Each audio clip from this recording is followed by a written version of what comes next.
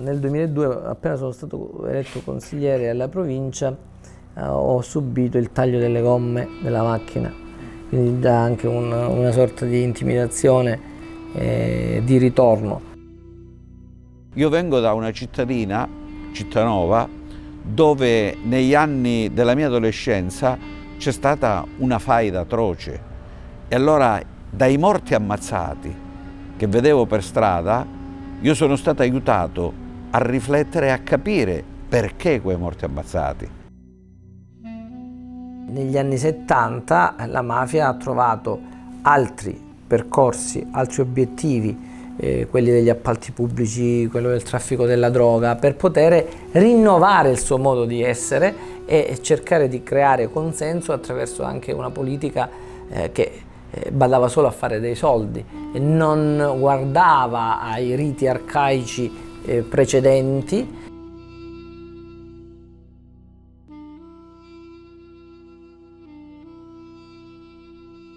Quando fu fatto questo palazzo, che poi è il palazzo che rappresenta la democrazia, le istituzioni, il sindaco dell'epoca fece piantonare cantiere dall'esercito perché venivano fatti saltare in aria gli scavatori, quindi venivano messe le bombe, venivano incendiate le ruspe, venivano intimiditi gli imprenditori che comunque avevano legittimamente ottenuto l'appalto. Credo che in questo territorio la cosa peggiore, per assurdo, cerca di capirmi, non è tanto l''ndrangheta in senso stretto, ma è la mentalità mafiosa che l''ndrangheta ha prodotto, che diventa causa ed effetto dell''ndrangheta come associazione di persone che si mettono insieme per ottenere potere e ricchezza in modo violento. Mi hanno rubato le macchine, mi hanno mandato diversi messaggi anche qui al comune, provocatori. Mi hanno mandato una cartuccia nel 2016 che era già però esplosa con un altro messaggio. Il mio messaggio dopo ogni intimidazione che ricevevo era quello che la gente non era dalla parte dei mafiosi, ma era dalla parte delle istituzioni. C'è stata sempre una grande partecipazione di popolo.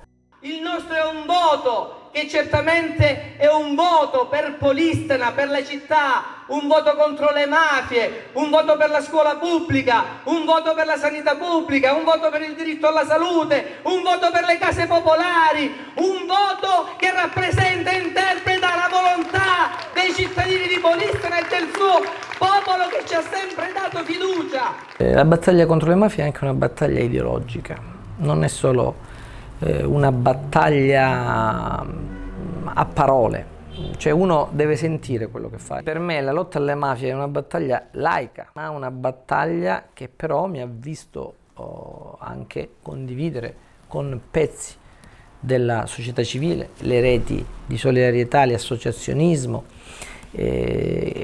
questo comune sentire. Quindi la battaglia dal mio punto di vista della lotta alle mafie è una battaglia che comunque deve avere qualcosa in più, una marcia in più, perché sennò uno perché la combatte? Ho scelto di fare il prete e quindi svolgo il mio ruolo di prete in una logica ben precisa, nell'impegno agli ultimi. Ecco, normalmente ci definiscono preti sociali o preti di strada, in realtà siamo preti e basta.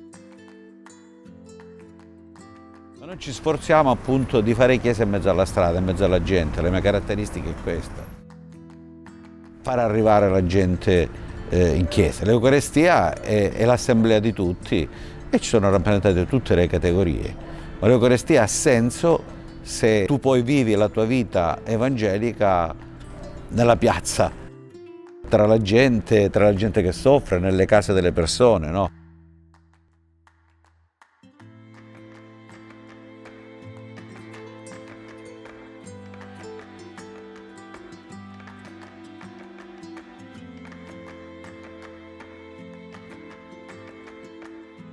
La gente che in Calabria ha alzato la testa, la gente che in Calabria sta vivendo giorni di resilienza, è importante che questa gente sia supportata da altre persone che vivono altrove, che sia incoraggiata e che non si senta sola.